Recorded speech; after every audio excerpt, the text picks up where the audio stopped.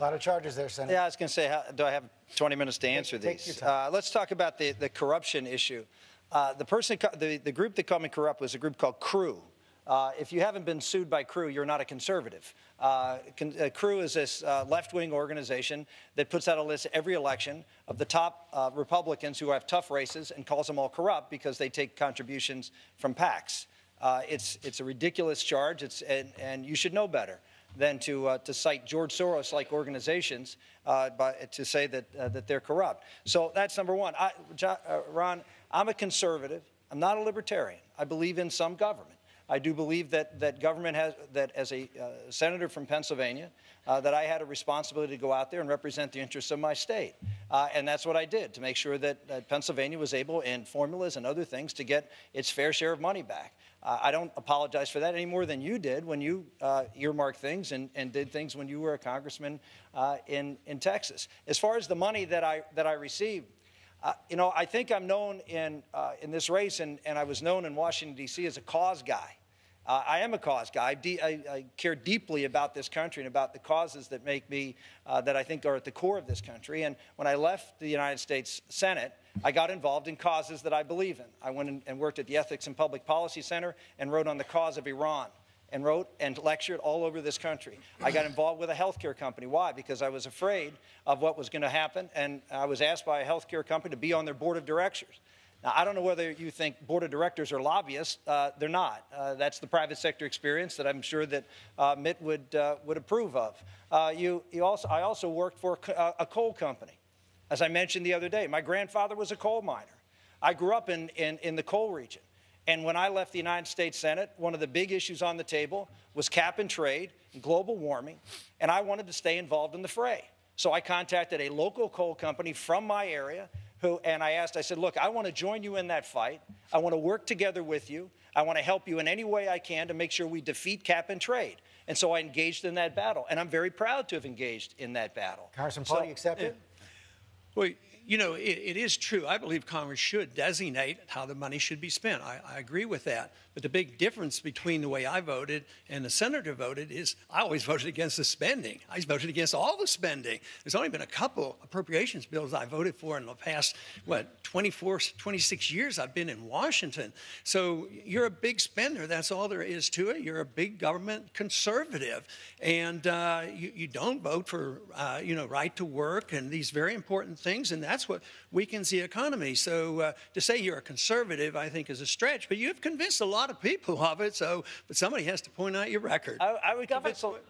No, I think I have an opportunity to respond here. I've convinced a lot of people of it because my record is actually pretty darn good. I supported and voted for a balanced budget amendment, the line item veto. I voted, in fact, I used to keep track when I was in the United States Senate of all the Democratic amendments and all amendments that increase spending. I put on the board something called a spendometer. If you look at my spending record and you take all the, quote, spending groups, I was rated at the top or near the top every single year. I go back to the point. I am not a libertarian, Ron. I agree with you. You vote against everything. I don't vote against everything. I do vote for some spending. Okay, I do think government has a role to play, particularly in defense. We'll let everybody get in here, but first I want to bring in Governor Perry on this. We'll stay on this subject. Don't worry about it. I'll let you back in here, Ron. You've called Senator Santorum the king. I think you've just seen a great example of why I got in this race. Because I happen to think that I'm the only outsider, with the possible exception of John Huntsman, who has not been part of the problem in Washington, D.C. The insiders in Washington, D.C. We have to nominate someone that can beat Barack Obama, that can get the Tea Party behind them, that can go to Washington, D.C. and stop the corrupt spending that has been going on. And it doesn't make any difference whether you're an insider from Washington, D.C. or you're an insider from Wall Street. That is what Americans rightfully see is the real problem in America today. They want someone who has a record of executive governing experience, like I have in Texas. I've been the commander-in-chief of 20,000 plus troops that get deployed. I have been the governor of a state that has created 1 million net new jobs. That is a record that American people are looking for. That is what Americans are looking for, an outsider that is not corrupted by the process. So, Governor, you're saying Congressman Paul is an insider? I am telling you, anybody that has had as many, I mean, here's what frustrates me.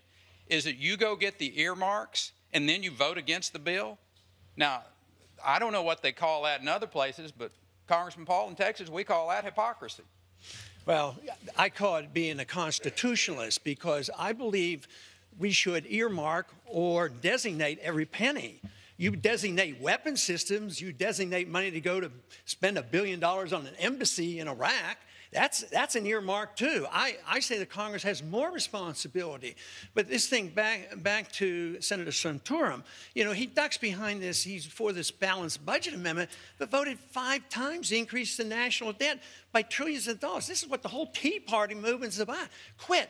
I mean, government's practically stopped at over increasing the national debt. You did it 5 times. So what's your excuse for that? That's trillions of dollars. You kept this thing going. You didn't do very much to slow it up when you had a chance.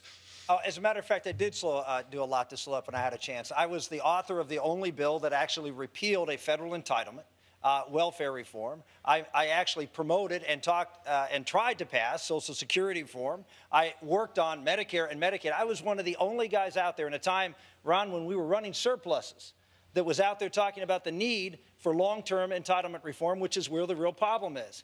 When the government runs up a tab and you don't have the money no longer to pay, then you have to increase the debt ceiling. But every time we tried to tie it with reducing spending. We're in a point right now where we've blown the doors off of it. And as you know, back in the last go-round, I stood up and say, no, we shouldn't increase the debt ceiling because we have gone too far. But you know, routine debt ceiling increases have happened throughout the course of this country for 200 years. If I can, I'd like to pivot and go to another topic here, which is the issue of commander-in-chief and national security. And Governor Huntsman, you have already said, for instance, that the Iranians have made the decision to go nuclear. You think they want a nuclear weapon. Tell us why you would be better as commander-in-chief than the other candidates on this stage.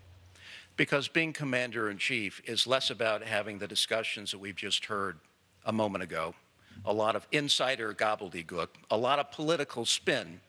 It's about leading organizations, it's about leading people, it's about creating a vision. And I've done that my entire career. I did that as governor. I took my state to the best managed state in America. I took that economy to the #1 position, #1 in job creation, as compared and contrasted with Massachusetts, which was number 47 during a time when I think leadership matters to the American people. But more than anything else, I believe that this nation is looking for not only leadership, but leadership that can be trusted. Because let's face it, we have a serious trust deficit in this nation. The American people no longer trust our institutions of power, and they no longer trust our elected officials.